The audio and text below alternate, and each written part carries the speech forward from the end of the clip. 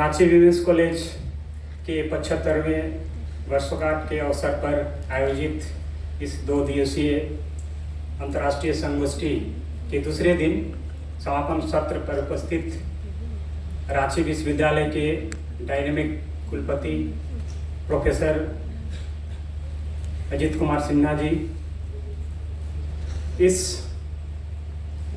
College के प्राचार्य doctor Supriya जी, हमारे रांची विश्वविद्यालय के मानविकी संकायाध्यक्ष, हमारे इस कॉलेज के प्रोफेसर इंचार्ज और हमारे आज के दूसरे वक्ता के रूप में उपस्थित डॉक्टर अनिल वीरेंद्र कुल्लो जी, भाषा वैज्ञानिक और जर्मनी से आए नेत्रा पोडियल साहब, इस सभागार के अग्रिम पंक्ति पर बैठे इस कॉलेज की सभी विदुषी शिक्षिकाएं, मैं यहाँ आकर के बहुत ही खुशी महसूस कर रहा हूँ कि एक अंग बन रहा हूँ इस कार्यक्रम, इस सेमिनार के हिस्से का एक छोटा सा अंग बनने जा रहा हूँ। और इसके लिए मैं इस समस्त जो आयोजक हैं, मैं उनके प्रति आभार प्रकट करना चाहता हूँ।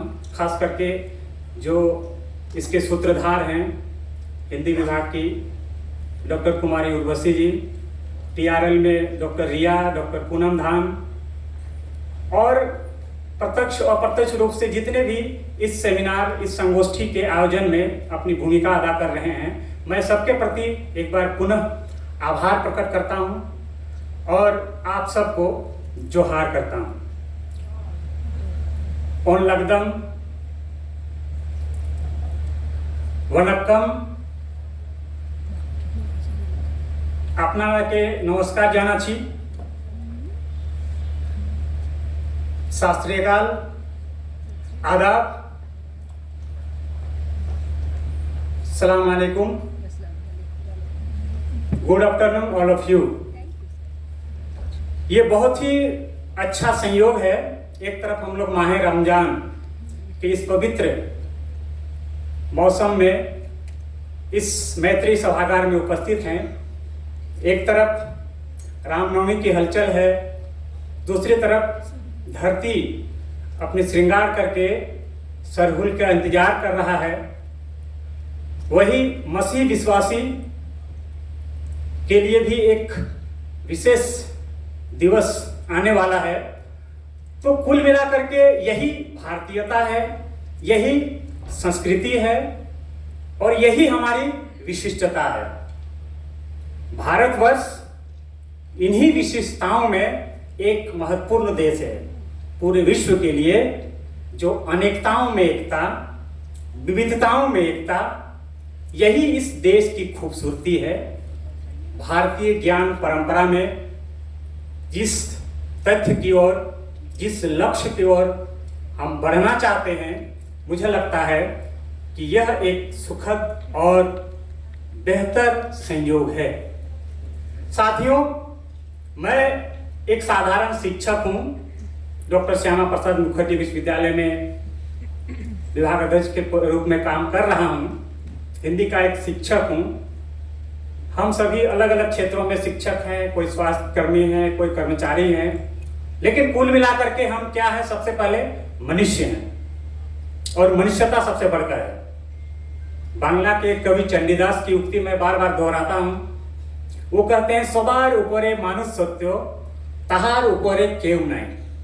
अर्थात सबसे ऊपर मनुष्य है और मनुष्यता है, उससे ऊपर और कुछ नहीं है। और यही भारतीयता है, यही भारतीय ज्ञान परंपरा की जड़ है। क्योंकि भारतीय ज्ञान परंपरा की जब बात आती है तो उन तमाम विविधताओं पर हम बात करते हैं, जहां भाषाई स्तर पर हो, संस्कृति के स्तर पर हो, खान पान के स्तर पर हो, जो विविध कलाएं हमारे यहाँ हैं, संगीत की जो धरोहर है हमारे देश में, और इन सब के बीच सबसे महत्वपूर्ण बात, फिर भी हम एकता के सूत्र में जुड़े हुए हैं। इसका सबसे महत्वपूर्ण कारण क्या है? हिंदी है।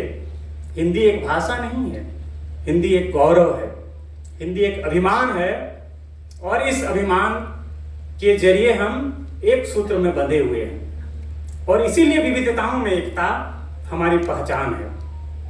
जिस गंगा यमुनी तहजीब की हम बात कर रहे हैं वो विश्व में और कहीं नहीं मिलेगा।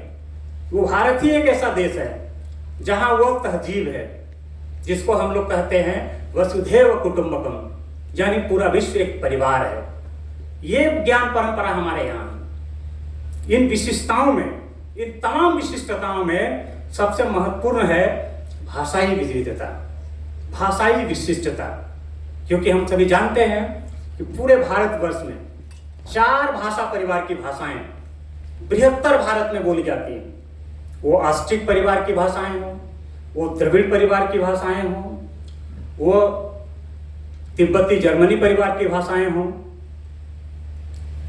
ये तमाम भाषाओं को हम अलग अलग समूह में इसलिए बांटते हैं क्योंकि यहाँ 1650 से अधिक ऐसी भाषाएं और बोलियां हैं जो कि प्रचलन में हैं।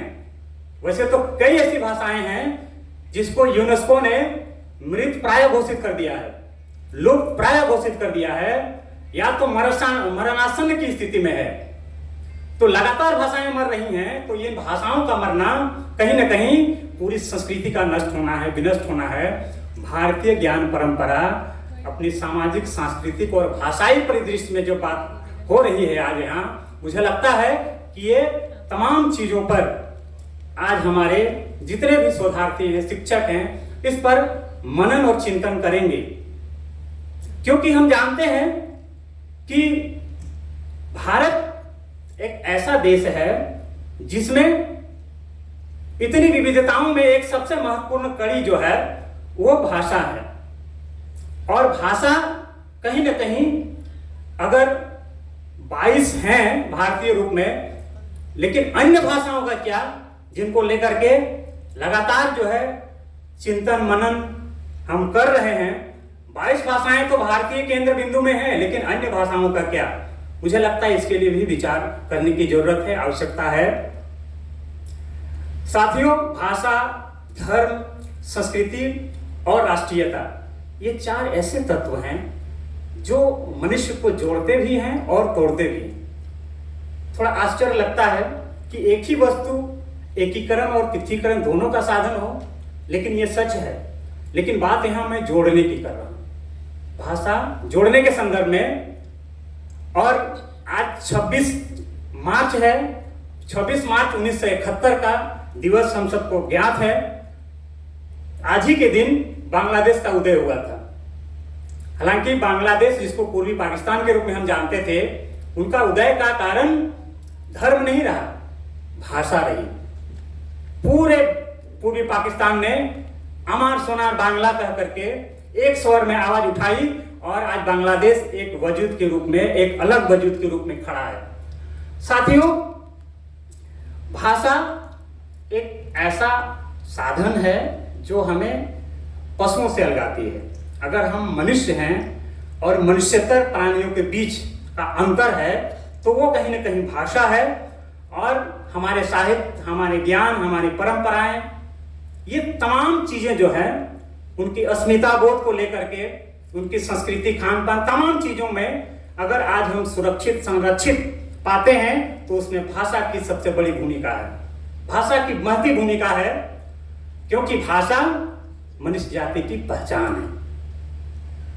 अगर भाषा मनुष्य जाति की पहचान है, तो संस्कृति उसका आधार है। संस्कृति यदि उसका आधार है, तो इतिहास उसका स्रोत है। हमें यह नहीं भूलना चाहिए कि इतिहास के जरिए ही हम चीजों को पाते हैं। अगर इतिहास उसका स्रोत है, तो बाजार उसका प्रेरक है। और राजनीति प्रत्येक समय, चाहे वो राजतंत्र हो या लोकतंत्र हो, वो राजनीति हमेशा सहयोग या बाधक रही है। और इन तमाम चीजों में जो है, हम सम्मिलित रूप में अगर कहें, उसको हम राष्ट्र कहते हैं। तो भारत एक राष्ट्र है, भारतीयता उसके संदर्भ में है। तो कहीं ना कहीं भारतीयता को हमें समझना होगा। भारतीयता क्या है, राष्ट्रीयता क्या है, इसको सही ढंग से परिभाषित करने की आवश्यकता है। मेरे प्यारे साथियों, भारत सदियों से नाना प्रकार के आक्रमणकारियों को झंझावातों को झेलते आया और आज भी वो विश्व गुरु के पद पर टिका है। इसका कारण इस देश की सैन्य शक्ति के कारण नहीं रही, हमारी पहचान किसी उद्योग धंधों के कारण नहीं रही। हमारी पहचान यदि रही तो यहाँ की गौरवशील परंपरा के लिए, हमारी आध्यात्मिक परंपरा के लिए, हमारी उस उन्नत परंपरा के लिए जिसमें परिवार समाज ये महत्वपूर्ण है, ये केंद्र में है।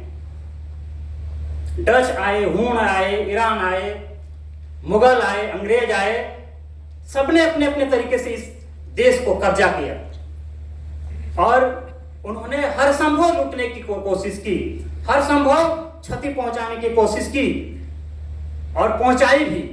लेकिन आज भी हम उसी रूप में हैं, तो उसका सबसे बड़ा कारण है हमारी प्राचीन परंपरा, जो आज हम शिक्षक और छात्र के रूप में देख रहे हैं। ये हमारी ऋषि और मुनियों की परंपरा रही है, जिसकी शुरुआत धर्म, दर्शन, वेद, योग, ज्योतिष, इस पर लगातार बातें हो रही है। साथियों, भारतीय जो ज्ञान परा है वो जड़ता नहीं, वो सतत प्रवाहमान है, क्योंकि वो वैदिक और आध्यात्मिक प्रवृत्ति की ओर हमें आकर्षित करती है। क्योंकि यह जो भारतीयता है, यह भारतीयता हमें इस देश से जुड़ने का बोध देता है। स्वदेश की भावना, जिसको माय माटी मानुष हम लोग कहते हैं, ये जो स्वदेश है, जिसको हम लोग वसुधैव कुटुंबकम के रूप में मानते हैं, जिसपे आधार पर हम यह कहते हैं कि अयम निज परवेति गणनाम लघु चेतसाम उदार चरितानाम तुम वसुधैव कुटुंबकम, यानी पूरा विश्व एक परिवार है। ये हमारी मान्यता है। जिस प्रकार परिवार टूट रहे हैं, संयुक्त परिवार का विघटन जारी है, वैसे समय में ये जो सूत्र वाक्य है, मुझे लगता है कि बहुत प्रासंगिक होते हैं। पूरा विश्व एक परिवार है। जहां हम एक परिवार को टूटते हुए देख रहे हैं, वहां ये पूरा विश्व एक परिवार है। ये है भारतीय ज्ञान परंपरा, विश्व कल्याण की भावना। सिर्फ अपने कल्याण की बात नहीं करते हम पूरे विश्व के कल्याण की बात करते हैं। सर्वे भवन्तु सुखिनः सर्वे सन्तु निरामया, विश्व को श्रेष्ठ बनाने का संकल्प, ये भारतीयता है। त्याग की भावना, समान धन का वितरण। ये जो असमान धन है, इसमें कैसे हम कहें, कैसे हम अपने आप को आत्मसंतुष्टित करें, जिसके आधार पर हमारे जो साहित्यकार पुरखा कह गए हैं, साईं इतना दीजिए जामे कुटुंब समाए, और मैं भी भूखा ना रहूं और साधु न भूखा जाए। सहिष्णुता, हमारे देश की सबसे बड़ी पहचान है सहिष्णुता। इधर कुछ वर्ष पहले कहा जा रहा था कि इंटॉलरेंस, भारत एक बहुत असहिष्णु देश है। सदियों से भारत सहिष्णु देश रहा है। कभी कोई उदाहरण नहीं विश्व में कि इतना बड़ा सहिष्णु देश कहीं हो, वो भारतवर्ष है। अहिंसात्मक प्रवृत्ति हमारे यहाँ की पहचान है। सर्व धर्म समभाव, प्रत्येक धर्म के बराबर का यहाँ सम्मान है, और उसी के लिए हम सरहुल भी साथ में मनाते हैं, होली भी साथ में मनाते हैं, और दिवाली भी, और अभी ईद भी साथ में मनाएंगे। ये जो गंगा जमुनी तहजीब है, ये और दूसरे देश में बहुत कम या न के बराबर है। ये भारतीयता में है, और इसमें भारतीय साहित्य की बड़ी भूमिका है। चाहे वो बांग्ला साहित्य हो, हिंदी साहित्य हो, या हमारी देव भाषा संस्कृत साहित्य हो, लेकिन मैं उर्दू साहित्य, जो हिंदी की ही एक दूसरी कड़ी के रूप में हम देखते हैं। सर मोहम्मद इकबाल वो कहते हैं कि कुछ बात है हम में कि हस्ती मिटती नहीं हमारी, कुछ बात है हम में कि हस्ती मिटती नहीं हमारी, सदियों रहा दौरे जमा दुश्मन हमारा, सारे जहां से अच्छा हिंदुस्तान हमारा।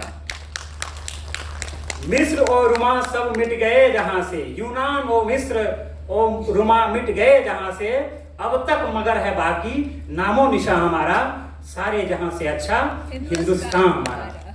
यही बात लोक भाषा नागपुरी में रामदेव मुंडा भी कहते हैं कि आवा हमार तने तनी बैठ लेवा, लेटवा भात और हरिया रत्ती पी लेवा।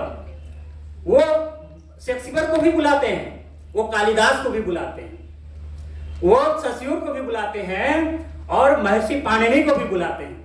एक जगह एक साथ बैठकर, जिसको हम लोग यहाँ भारतीय परंपरा में गुरु शिष्य परंपरा कहते हैं, वो एक साथ इस ज्ञान को प्राप्त करने की बात करते हैं। साथियों, कहीं ना कहीं ये जो हमारी परंपरा है, इस परंपरा पर हम लोग बात कर रहे हैं, लगभग 75वां वर्षगांठ मना चुके हैं आजादी का।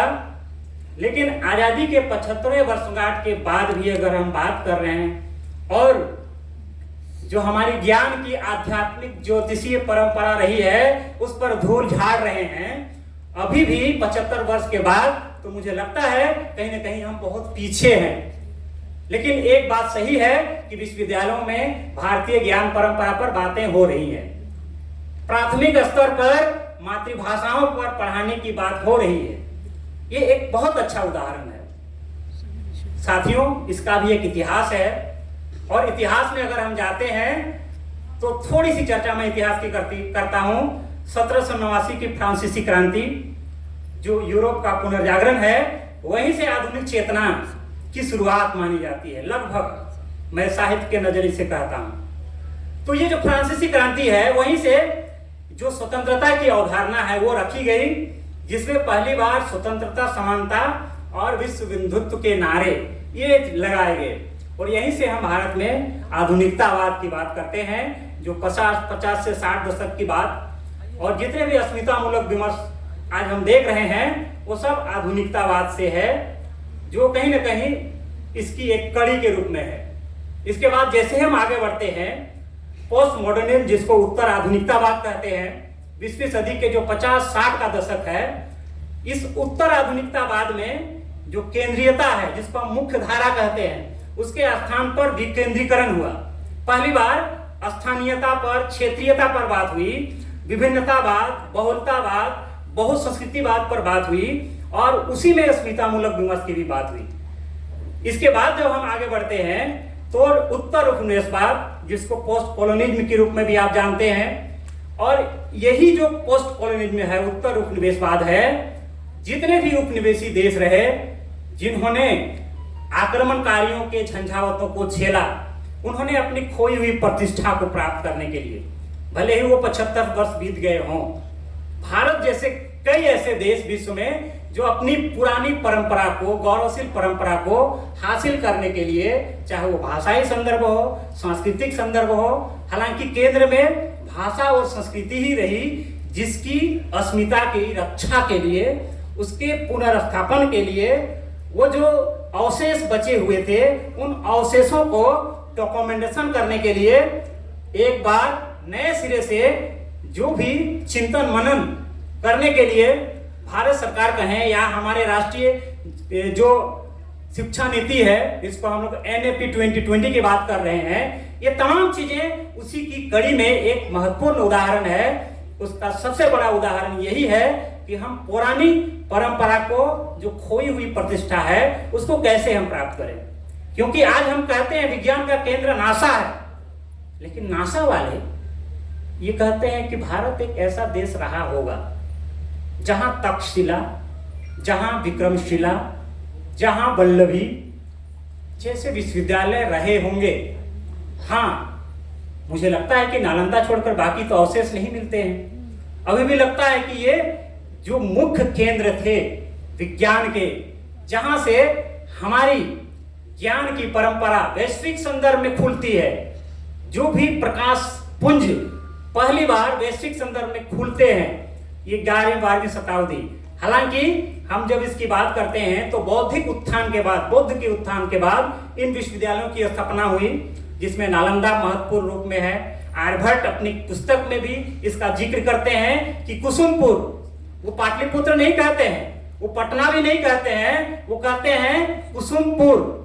जिस प्रकार हम झारखंड के संदर्भ में बात रखेंगे, मैं थोड़ा सा समय लूंगा क्योंकि झारखंड पर बात करना बहुत जरूरी है। मैं इस संदर्भ में आगे बढ़ते हुए कि भारत में जो इतनी सांस्कृतिक परंपरा है, उसमें प्रमुख जो वैज्ञानिक हैं वो भारत से हैं, सबका नाम हम सभी जानते हैं, चाहे वो बोधायन हो, जिनको हम गणितज्ञ और वास्तुकार के रूप में जानते हैं, चाहे वो आपके नागार्जुन हो, रामानुज हो, भास्कराचार्य हो, ये जो खगोल शास्त्री हैं। और भाषाई संदर्भ में तो पाणिनि का अष्टाध्यायी, जहां हम आज न्यूरो लिंग्विस्टिक की बात कर रहे हैं, ये जो लिंग्विस्टिक है ये पाणिनि के अष्टाध्यायी से शुरुआत होती है। या आप बात करते हैं भारतीय संस्कृति की, तो उसके बारे में कोई भारतीय ने नहीं सोचा, भारतीय भाषाओं के बारे में कोई भारतीय ने पहली बार नहीं ध्यान दिया। मैक्स मुलर ने देखा भारतीय संस्कृति को, सर जॉन अब्राहम ग्रियर्सन ने देखा, जिन्होंने the linguistic survey of India 8 खंडों में भारत का भाषा सर्वेक्षण, जो पहली बार भाषा परिवार को स्थापित रूप में अगर हमने हमारे सामने रखा, तो वो जॉर्ज ग्रियर्सन थे। कहीं ना कहीं एक लंबी परंपरा रही है भारतीयों की, भारतीय परंपरा में। इधर अगर बात करते हैं हम, तो एपीजे अब्दुल कलाम से लेकर बीरबल साहनी, होमी जहांगीर भाभा, जयंत विष्णु नार्लेकर, विक्रम साराभाई, प्रफुल्ल चंद्र राय, ये जितने भी नाम है ये सब भारतीय हैं। लेकिन इसके अतिरिक्त भी कुछ ऐसे उदाहरण हैं जिसका मैं नाम लेना चाहूंगा। इसमें अकबर महान, जिन्होंने अकबर दीन इलाही, इसमें फारसी में जितने भी हमारे वैज्ञानिक तथ्य थे उनको फारसी में उन्होंने बहुत किया। साथियों, ये जो उदाहरण है कहीं ना कहीं महत्वपूर्ण है। और इस उदाहरण में हम झारखंड पे आते हैं, हम झारखंड से आते हैं, तो जाहिर है झारखंड की एक महत्वपूर्ण परंपरा रही है। और इस परंपरा में हम झारखंड के नाम से ही थोड़ा सा आगे बढ़ते हैं। झारखंड 15 नवंबर 2000 का नाम नहीं है। झारखंड का इतिहास 2000 का नहीं है। झारखंड तो कब से है इसका भी ठीक से जो है हमारे पास कहीं कोई दस्तावेजीकरण नहीं है।